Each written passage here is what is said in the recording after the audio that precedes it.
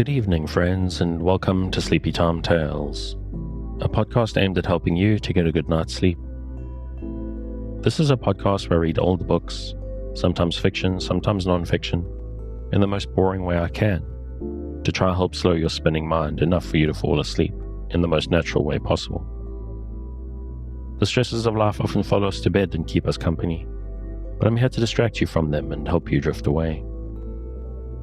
Before you do fall asleep, if you find Sleepy Time Tales helpful, and you would like to support me to keep it going out to you and thousands of your fellow insomniacs, please consider supporting on the Patreon at patreon.com/sleepytimetales. If monthly is a bit much, you can also put a tip in the tip jar. Both of these options are linked in the show notes. Or you can support Sleepy Time Tales by simply spreading the word. If you know someone struggling to sleep, just tell them about it. And that's enough of that. Let's pick up on a book that I dropped well over a year ago, and I'm not sure why. Although, maybe it was my French pronunciation, so apologies in advance for any of that. Snuggle down, close your eyes, breathe deeply, and listen closely as I lead you down the path to sleep.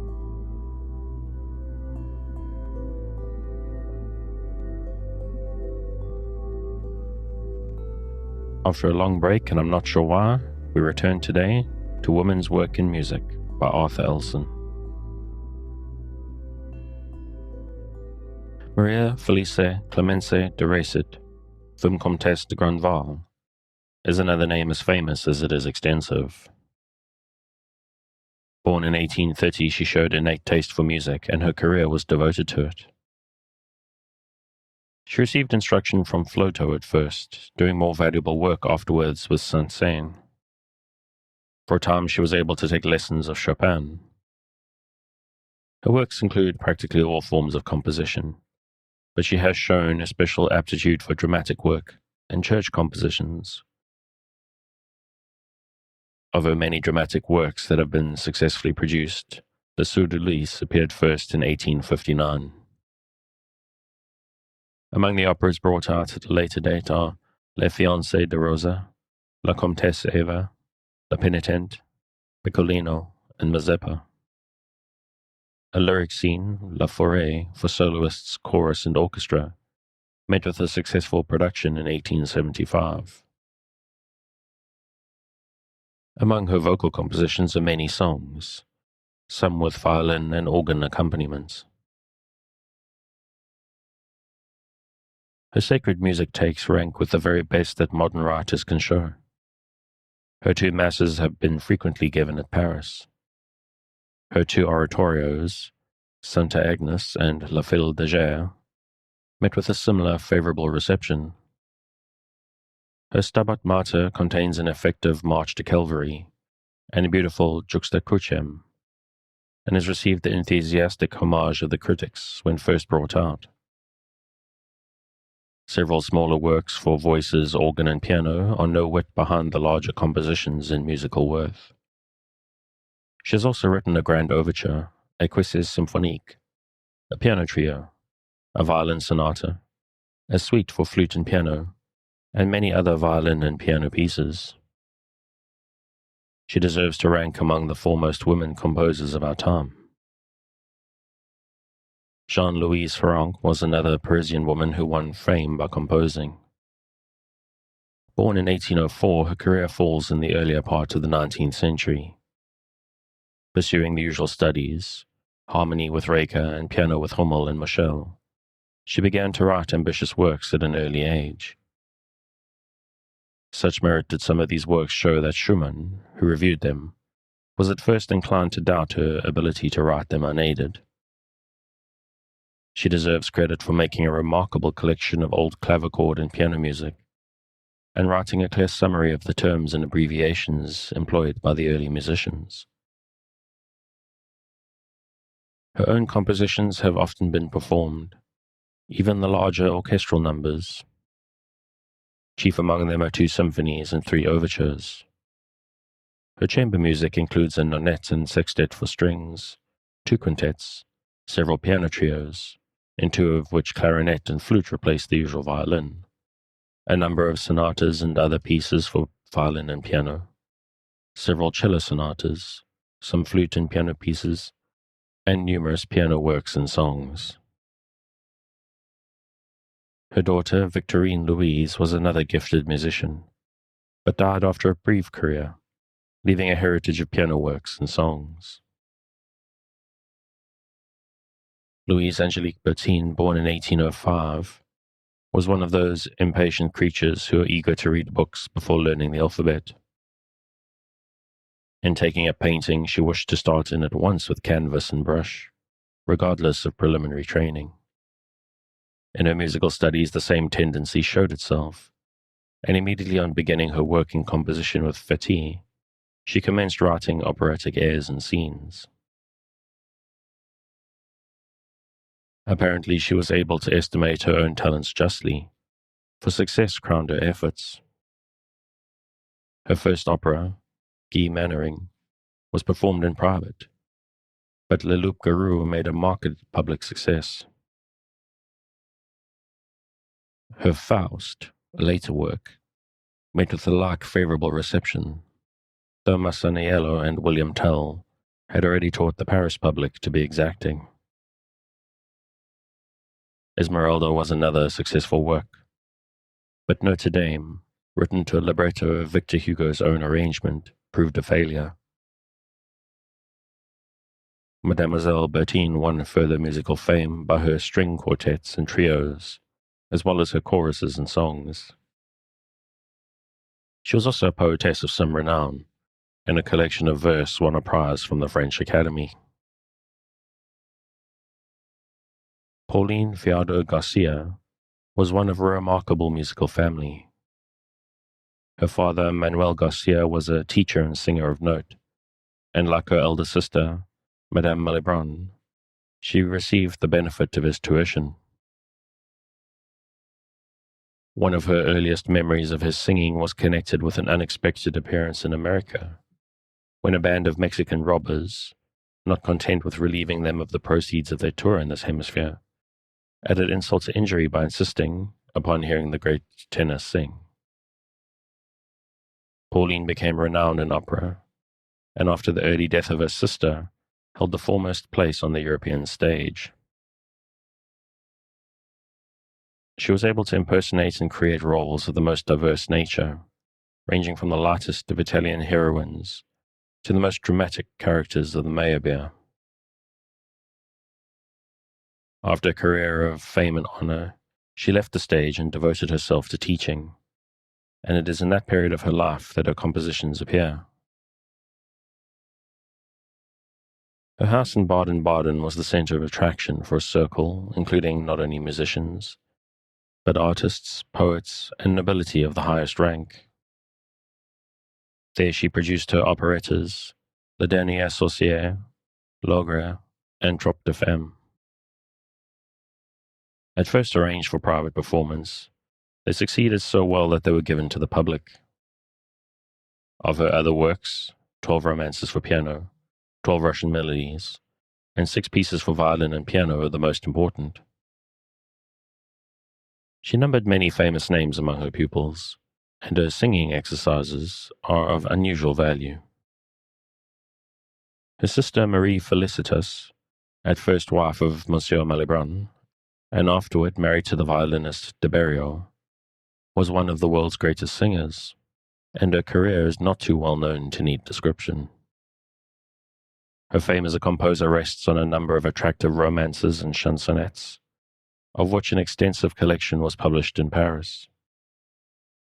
Louise Pauline Marie Viardot, afterward Madame Hérite, was a daughter of Pauline Viardot, and possessed all her mother's talent for composition, if not for singing.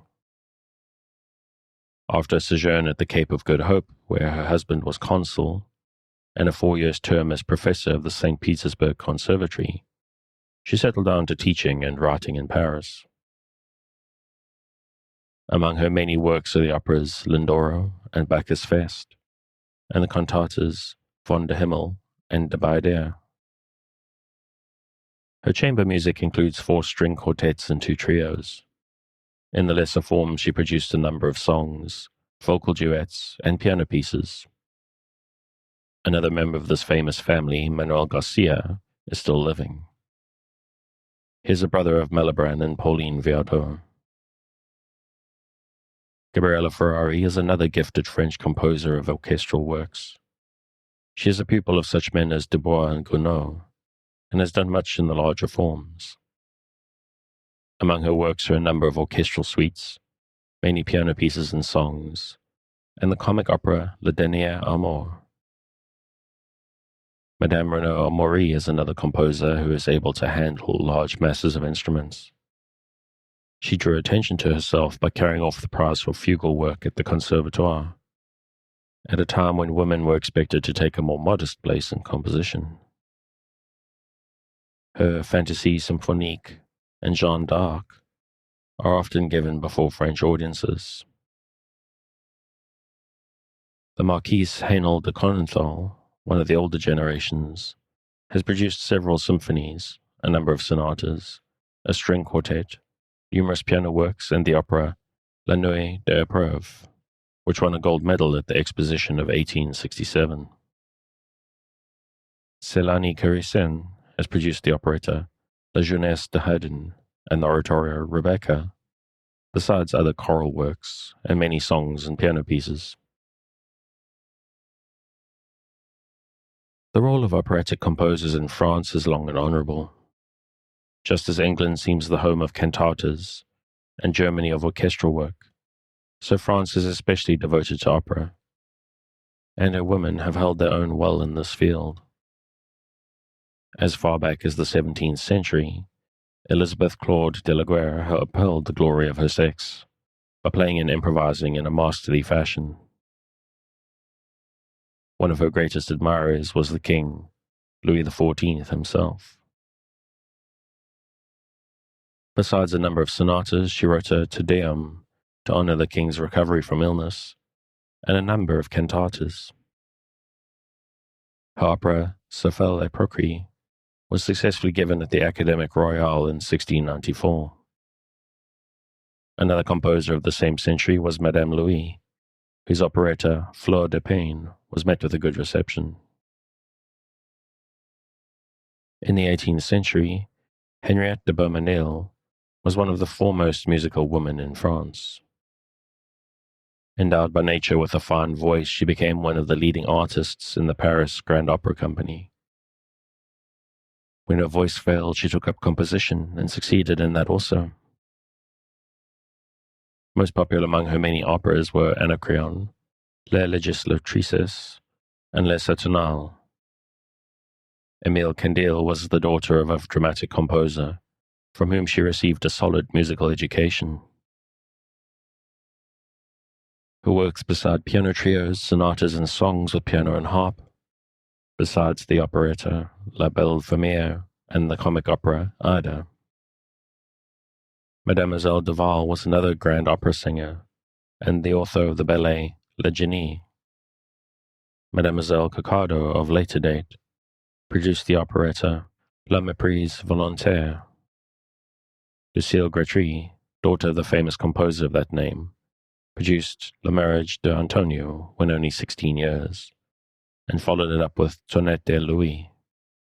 Her career was cut short in her 24th year by an untimely death. Edmé Sophie Gailguer, who flourished at the beginning of the 19th century, won some renown by her very popular songs and piano pieces, but was known chiefly by her successful operas. Among these were Les Deux Jaloux, Mademoiselle de Launay, La Méprise, and La Serenade.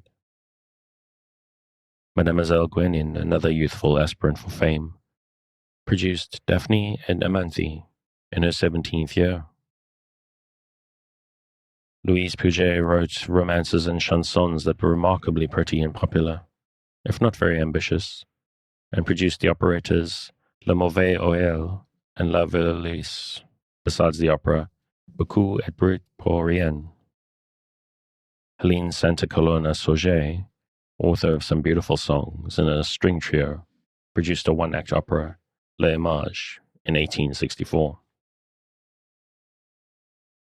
Pauline Thays is a writer who has won considerable dramatic fame. She's published some songs, but has devoted herself almost wholly to the stage. Among her successful operettas are La Pomme de Turquie and La Perruque du Bailey. Her comic operas have been very well received, and include such favorites in their time as Le Pays de Coussin, Le Cabaret du Pot Cassé, La Fruite Verte, and Le Mariage de Tabarine. She has also composed the lyric drama Judith. Comtessa Anne de Perrier-Pilte, Anne Marcelli, produced several successful operas and operettas, among them Le Sorcier and Les Vacances d'Amour. The Baroness de Meister wrote a number of worthy religious works, among them an excellent Stabat Mater. Of her operas, La Rusalka's met with the success when produced in Brussels. Marguerite Lanière is a composer whose productions show real worth. Her Sais, performed in 1881, contained many beautiful numbers. She has written another opera, Les Poussins.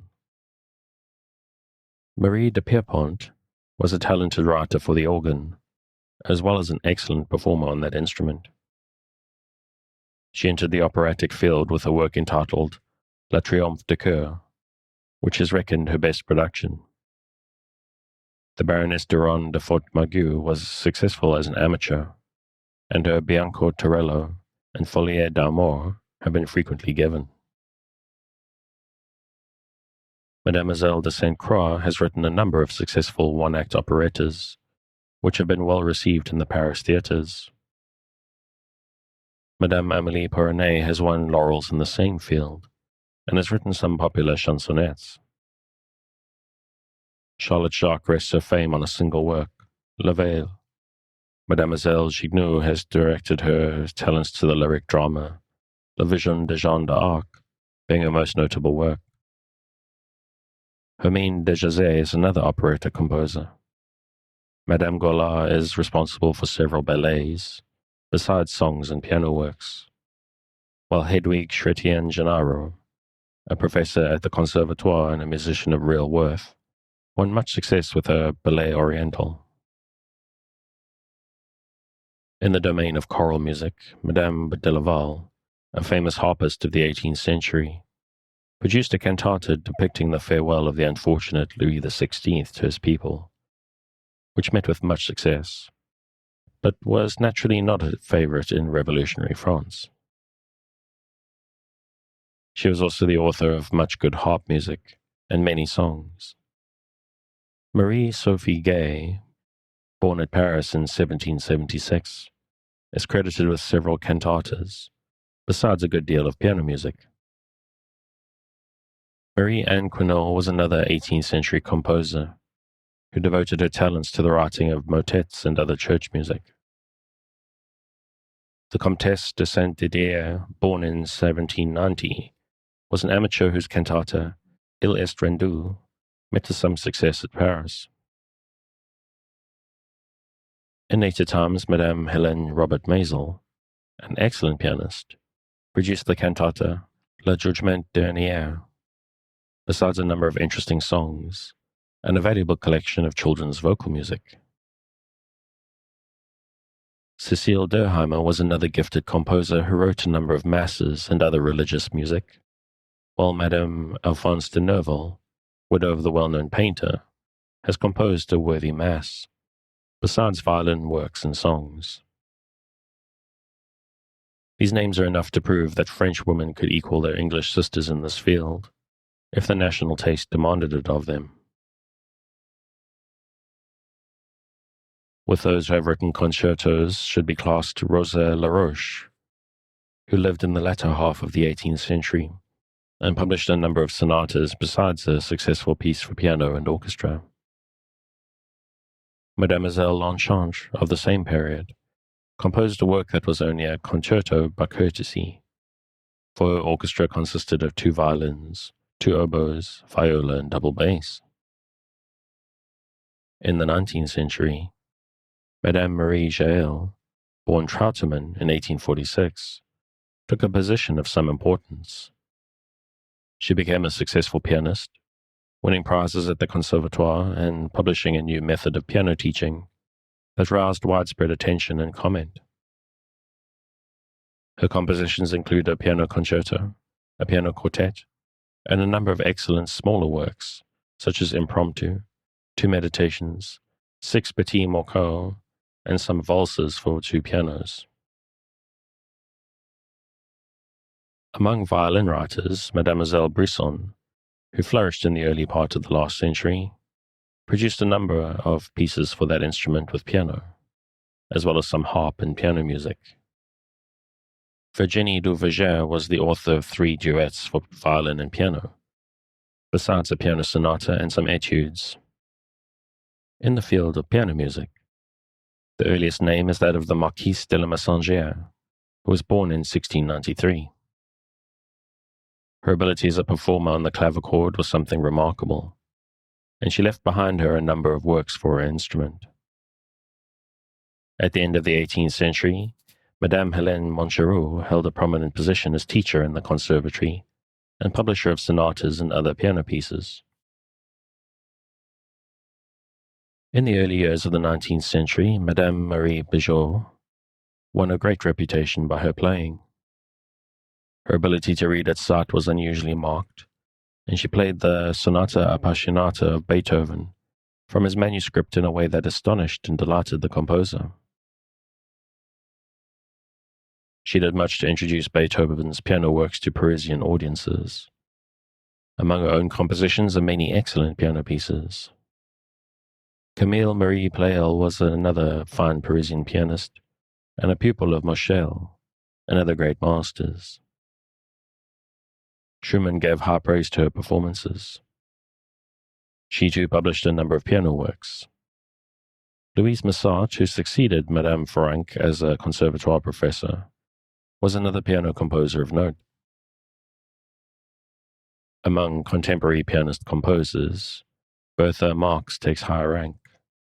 She won prizes and medals at an early age and became famous through many concert tours, partly alone and partly in company with the violinist Sarasate. Her works include a number of excellent display pieces. She is now Madame Otto Goldschmidt. 2 other brilliant performers and writers for the piano are Charlotte Tardieu de Melleville and Helene Collin. Louise Lahaye deserves mention with the organ writers. She was a grandniece of the great Jean-Jacques Rousseau and flourished in the first part of last century. She won her laurels early, being cut off by an untimely death when only 28.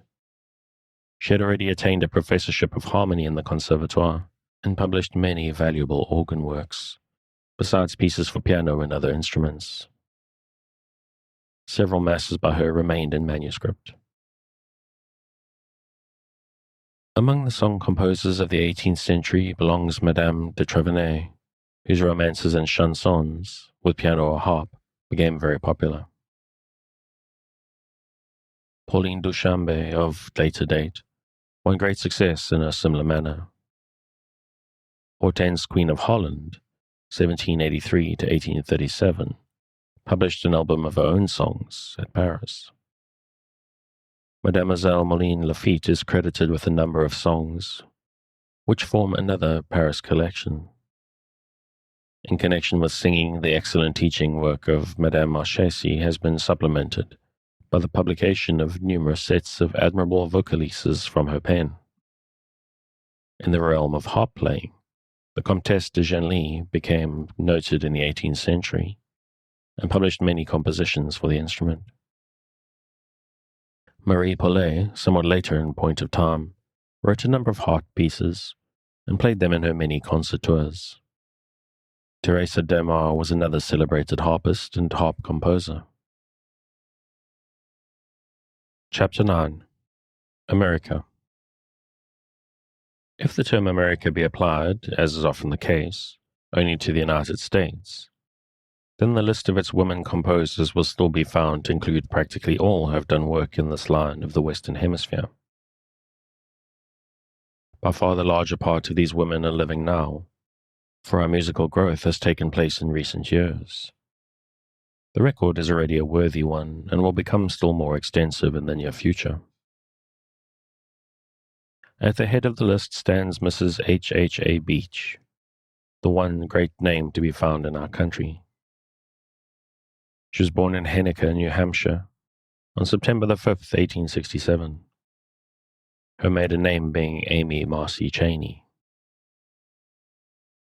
She is descended from one of the oldest New England families, and her middle name indicates her relationship to the Marcy line, which includes the famous cabinet officer William L. Marcy. Mrs. Beach's love of music, which she inherited from her mother's family, began to show itself almost at once. From the time when she was only a year old, she began to amaze her family and their friends by the most astonishing musical feats. She proved herself possessed of absolute pitch. She memorized dozens of tunes. She listened for hours at a time to violin music, while pieces in minor keys caused her such grief that they were employed by her parents in place of punishments. At the age of 2, she was given a photographic sitting, and at the critical moment, she electrified the group about her by suddenly singing Handel's "See the Conquering Hero Comes."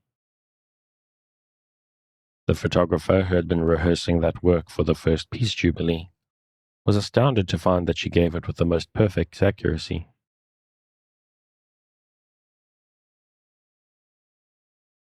Her power of memory exerted itself in other fields, and almost as soon as she learned to read, she was able to recite long and difficult selections.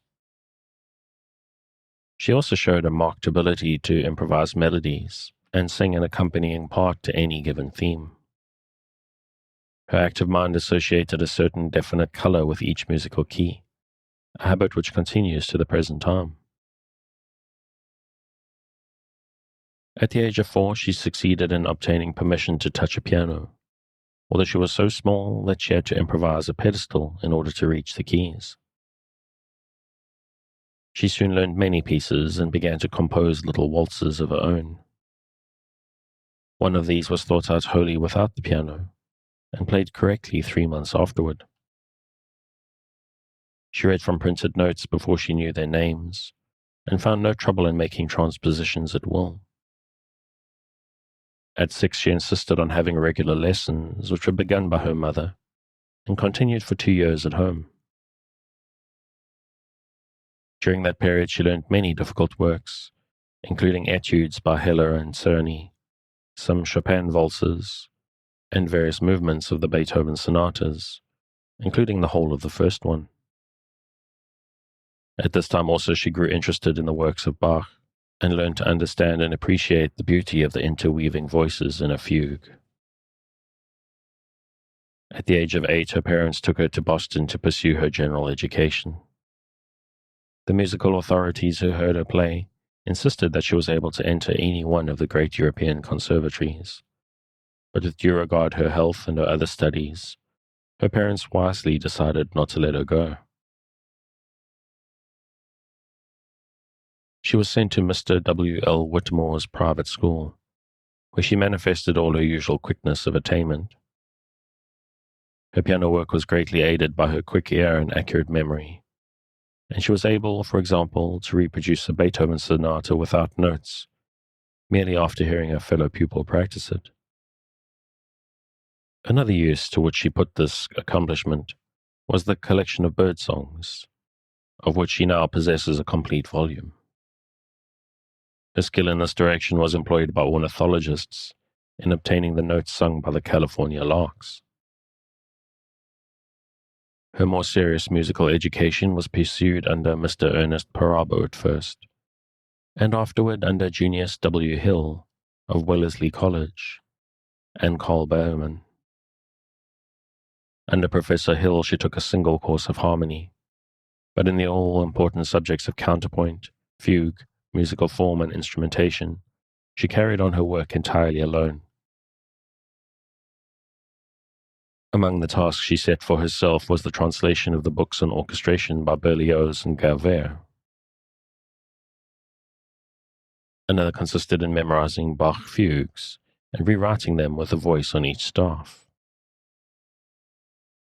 She made her Boston debut as a pianist in 1883 at the age of 16, playing a Moschel concerto and a Chopin rondo. Her success was instantaneous, and in the same season she gave several recitals with similar results.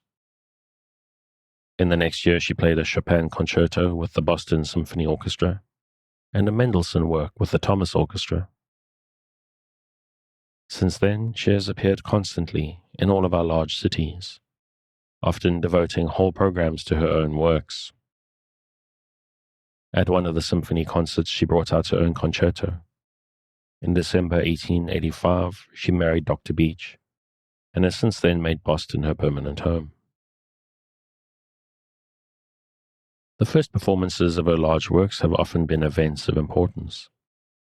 In 1892, when she brought out her Mass in E-flat at the Handel and Haydn concerts, she was on the program for the piano part of Beethoven's Chorale Fantasie, and the ovation she received on her appearance will not soon be forgotten by those present.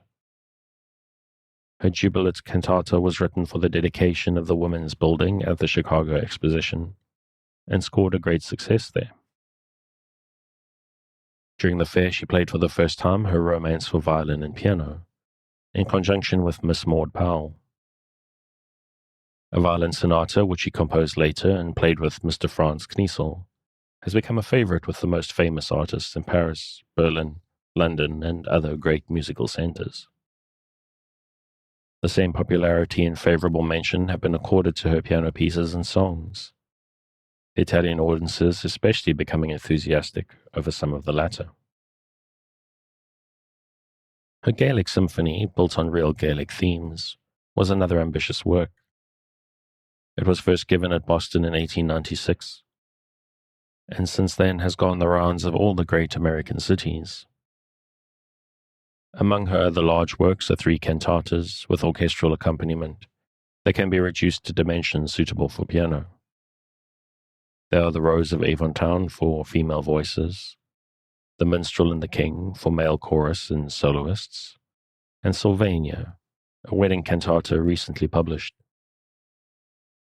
Another vocal work of great merit is an a cappella motet, which among her earlier compositions is the Scena for contralto and orchestra, entitled Elender Vulcan, on a text from Schiller's Maria Stuart.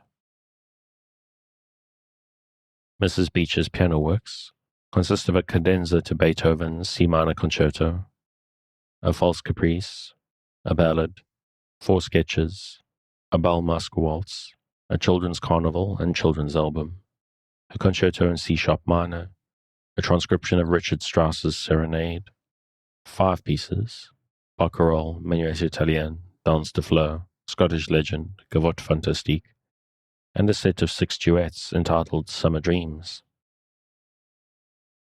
For violin and piano, besides the 2 works already mentioned, are 3 pieces, La Captive, G-string, Boscius, and Mazurka, all 3 being arranged for cello and piano also. Her vocal works include more than 60 songs, most of which are well known to American music lovers. Some are provided with violin obbligato, while others have orchestral accompaniments. There are a number of part songs for different combinations of voices, and several sacred selections for various occasions. Among her songs, the favorites are Fairy Lullaby, Ecstasy, Thy Beauty, Scottish Cradle Song, Elle et Moi, His Spring, Hymn of Trust, some sets of Shakespeare, Browning, and Burns poems, and many others. In fact, practically the entire list. Margaret Ruthven Lang, another of Boston's gifted musical women, was born on November 27, 1867. The name of her father, Mr. B. J. Lang, is familiar to all Americans who can claim to know anything of music. Her mother was an exquisite amateur singer, and in the musical atmosphere of the family, the daughter's talents have had every opportunity to develop. She commenced her piano study under a pupil of her father's, and continued it under paternal direction. She took up violin with Louis Schmidt in Boston, and carried it on with Dreschler and Abel in Munich, where she also began composition with Victor Gluth. After her return, she continued her work for a time with Professor John K. Payne and J.C.D. Parker, finishing her orchestration with George W. Chadwick. Her own persistent study has been of great advantage to her. She began composing at the age of 12, numbering among her early works several songs and a movement of a piano quintet. Her efforts in larger forms have been unusually well received. Her dramatic overture was given by the Boston Symphony Orchestra in 1893, and in the same year Theodore Thomas performed her overture, Wachitis. Still another overture, Totila, is in the manuscript. Among other works are 3 orchestral arias, Sappho's Prayer to Aphrodite for alto, Armida for soprano, and the yet unperformed Phoebus for baritone. An orchestral ballade won much success in Baltimore in 1901. She has also written an orchestral cantata, a string quartet, and several works for violin and piano. Miss Lang has published a number of successful part songs for men's, women's, and mixed voices. Of her 50 or more songs, all are more or less widely known. The favorites among them seem to be My Lady Jacquemino, Meg Mariles, Deserted, Eros, and the well-known sets, 5 Norman songs, 6 Scotch songs, 3 songs of the night, and 3 songs of the East. Her piano music is also excellent, among the best examples being the Rhapsody, the Meditation, A Poetic Reverie, the charming Spring Idyll, and her early suite entitled Petit Roman. And that's enough of that. Apologies in advance for my French pronunciation for the whole first half of that. I didn't quite know what I was throwing myself into. But if you'd like to pick up where I'm leaving off and learn about these fascinating women, you can, as always, find the original on Project Gutenberg at the link in the show notes. Thanks again for joining me on this episode of Sleepy Time Tales, the podcast designed around a bedtime story to help you to get a restful night. New episodes will be released every Sunday night to give you something fresh to help you rest in a new week. But make sure to follow or subscribe wherever you get your podcasts so that you get your new episodes whenever they come out. Good night and sweet dreams.